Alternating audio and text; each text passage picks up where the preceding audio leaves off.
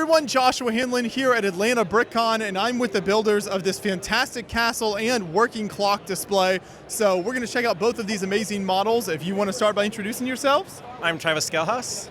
And Rachel Skelhaus. Okay. And starting with the castle here, give us an overview of kind of the story behind this and what's happening.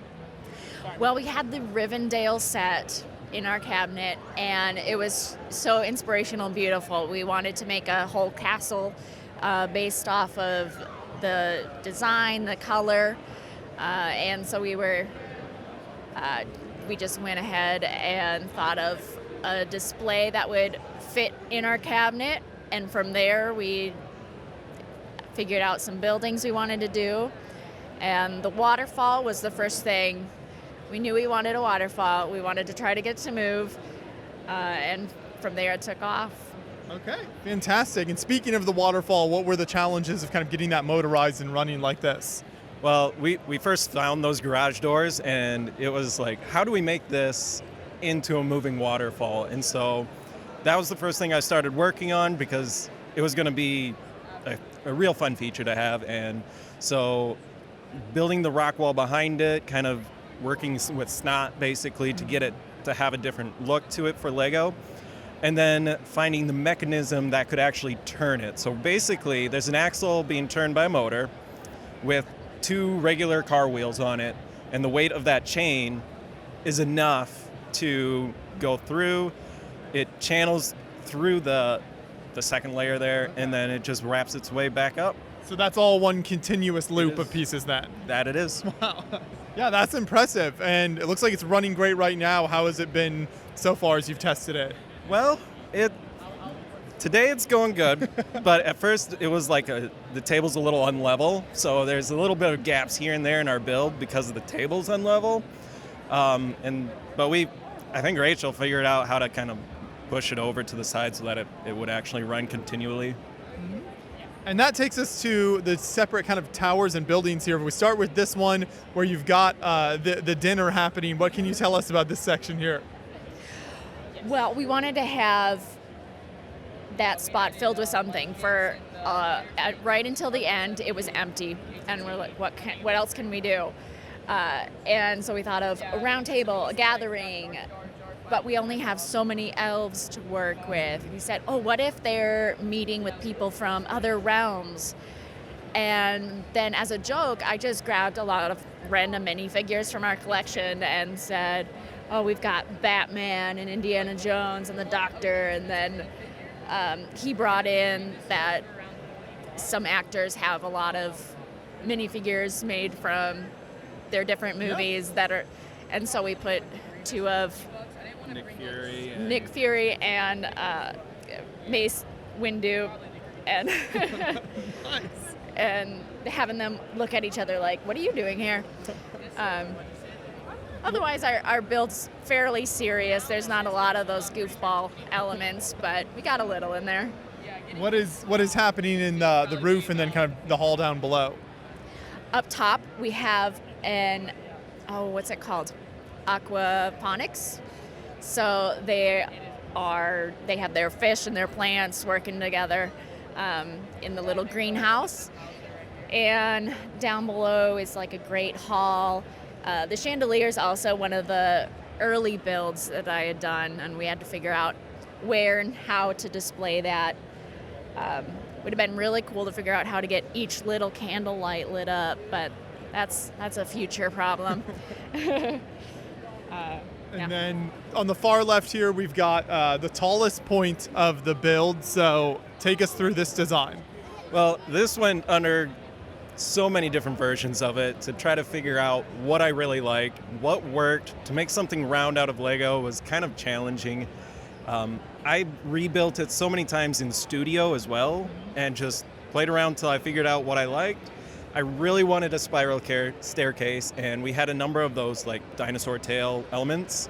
So I just kept going up with that, and I really wanted to put our color scheme into it. So that's kind of where the colors started. And then we decided to, incorporate that into all of it. And so tried to find some unique pieces, so like that pyramid type thing on the door and the stud launchers. Yeah, it was a fun build for me. So I really liked how tall to make the tower, trying to go as tall as I could, yet still fit it in our cabinet. So it's about 4 feet tall. Taller is always better. That's great. Now, you mentioned studio there, so was there a lot of the build done digitally before you built physically? I did part of the tree in studio and the tower. I don't know that I did anything else in studio. Rachel might have. Nope. Nope. Yeah, well, you did the little bit of the castle tower. No? Okay. And that takes us then to this next area. It looks like there's some beds and maybe a stable in there. What all is happening there? Yep. We started with the stable and then needed something up top. And I thought, well, there could be places for people to stay. So not a lot of room to squeeze in there, but yeah. It works. And what are some of the details with kind of around the base, the rock work area here? I like how you built the staircases into things and there's nice walkways all around.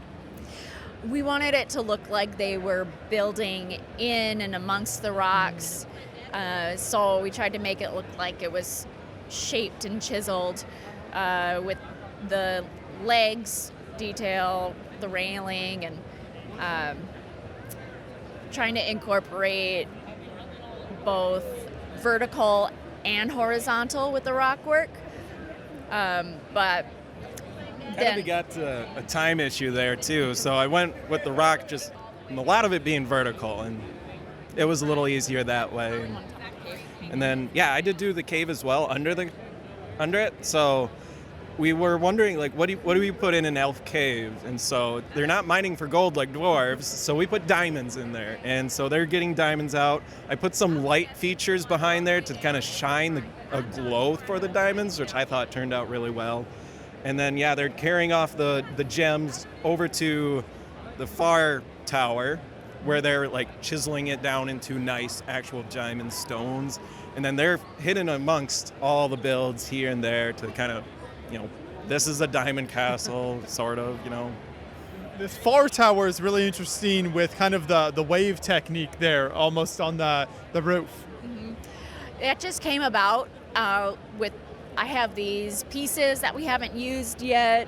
So, and then, when you have an angle like that with the wedge pieces, how do you continue that shape and finish it off? So that's where the wave came from. That guy back there is checking out his diamond, and yeah. Now, with Rivendell being the inspiration for this build, how many pieces total do you think this took, especially kind of beyond just the set? Obviously, you had to add a lot in here. We didn't really take much from Rivendell. Okay. We got our own parts from sourcing it elsewhere. I actually have a bricklink store, so we had a lot of the parts.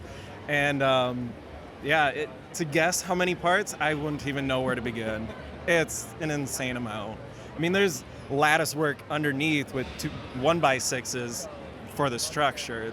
That alone would be so many pieces. It's a really beautiful layout, and that takes us to the clock over here next. So this also has a really unique kind of cool looking color scheme to it. Take us through kind of the design and story behind this one. Well, my husband here loves clocks, and so for Christmas not last year, 2 years ago then, I got him a bunch of the gears and said, "Merry Christmas, we are going to build a clock together." And so that was our first build actually together, our first mock. And that's very impressive for your first build. Well, yeah, and over about 3 months, we built it and rebuilt it and built it and rebuilt it. I did most of the exterior with lots of input from him, like, do you like this or that? Should we? We wanted kind of an open front so you could see as much of the gear as possible, and the pendulum going back and forth. And so color-wise, these are some of Travis's favorite colors, the dark turquoise and the sand green. And He likes the rarer colors. Well, of course. Well, the dark turquoise was featured in Rock Raiders as well, There you and go. so that was my first stuff. So take us through some of the mechanics then of kind of how this works, because it's all operational, right? It is, and when we brought it to our first show, it actually kept time to it was off by 3 minutes at the end of the show, which was really phenomenal. I didn't expect it to be that accurate, but yeah. Rachel did a lot of the exterior, I did the interior. We had some help from the internet to figure out what gears we actually needed to make a minute turn into an hour and all that stuff. But it, and then to try to fit it in that compressed space was a bit challenging. I don't know how to explain all the gears, how they work, but How does it stay running throughout the day? that portion of it is based off the weight, just like a regular grandfather clock. The pendulum swinging back and forth is what lets the gears turn.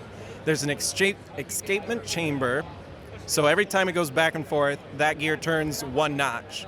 And so based off that, another gear turns X amount based off the exchange rate of gears, teeth, and all that. And so by doing all that constant weight turns it into a second, into a minute, into an hour.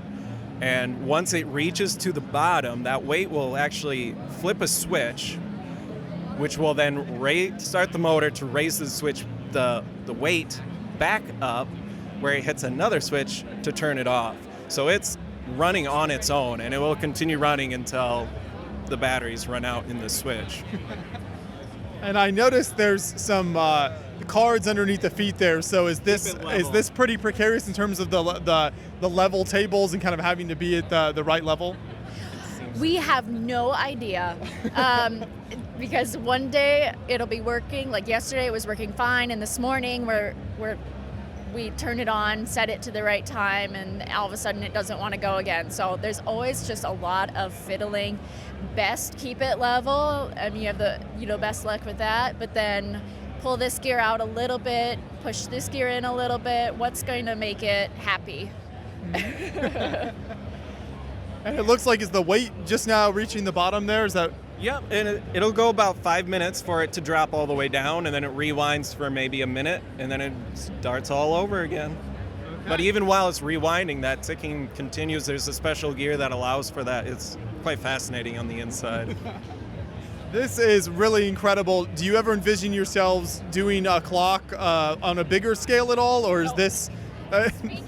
Of course, it stops working as we're talking about it, but is this something you ever see yourself going kind of bigger with? We've toyed with the idea of doing like a 6-foot tall grandfather's clock, because that would just be super fun, and anything that tall is impressive. So we've toyed with that idea and doing like vignettes on the side of like traveling through time, sort of. So you got different scenes on the side. I don't know if we'll ever get to that part. That's a lot of pieces, but yeah. Well, it'd be fun to do. It's an excellent build, so both of these are fantastic displays. Thank you both so much for all the work that you've put into these here and for taking us through them. I appreciate it.